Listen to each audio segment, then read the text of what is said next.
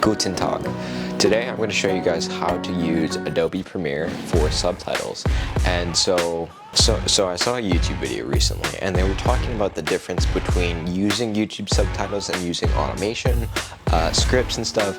And I thought I would come on here and do a quick video because I found this very useful when I was doing Premiere Pro, and I found a feature and it was really cool. Or I think it's a new feature. I saw it on like the new features. So it is the text to caption button. So let's go in here and I'll show you what is up. Just because I am finishing off a video anyways. So let's go in here, let's go caption text. So how I got to this menu is I went down to text, I believe it's in text, and I'm just gonna bring this up. And so usually it takes a little bit to load actually, but there's going to be a couple different options here. So if I go in here and if I retranscribe, so it's going to usually say transcribe, and the first one is the one that you want to click. And so as you can see, it says 2 minutes remaining. And so what this does is there are a couple different options as you go further into it. You're going to notice that the captions come on the screen, which is kind of cool, but you can't really edit them that easily. But the main thing that I wanted to show is you can actually, or I'll show you in a second here.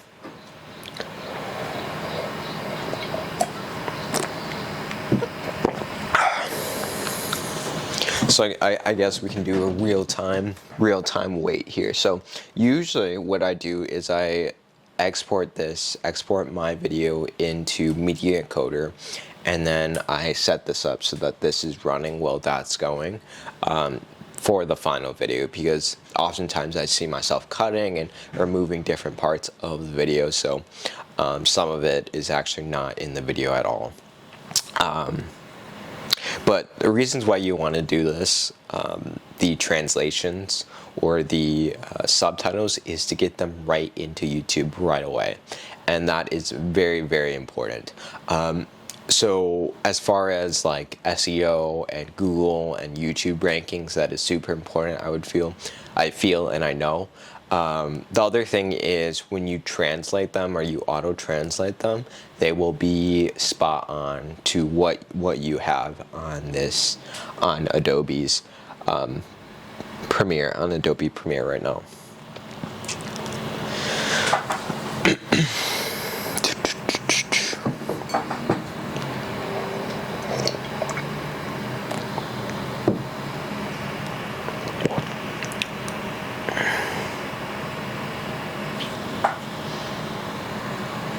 The one thing I would say about translating though,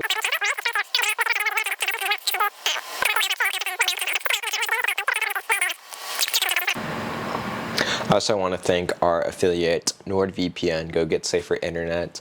I believe there's a deal down there. You guys just go click that link, go check out NordVPN. Super excited to be affiliated with them. It's pretty cool. And yeah. Okay, here. Okay, so we got speaker 1. So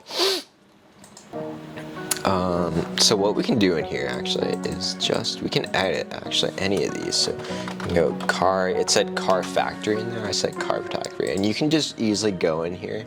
And so what we're gonna do is export transcript, let's say captions. I believe we can just create captions. Hold on. So there's transcript, captions, and then this create CC caption buttons. Now this is the one that I find the most helpful, and it takes a little bit, so this is very important that you hit this CC button and go and you make sure, usually I just make sure that this is all the same. I usually like it how it generates here, and the maximum length is a little bit long, but I like the lines doubled as well, and the gaps between frames, and this just creates the caption. So as you can see right down here,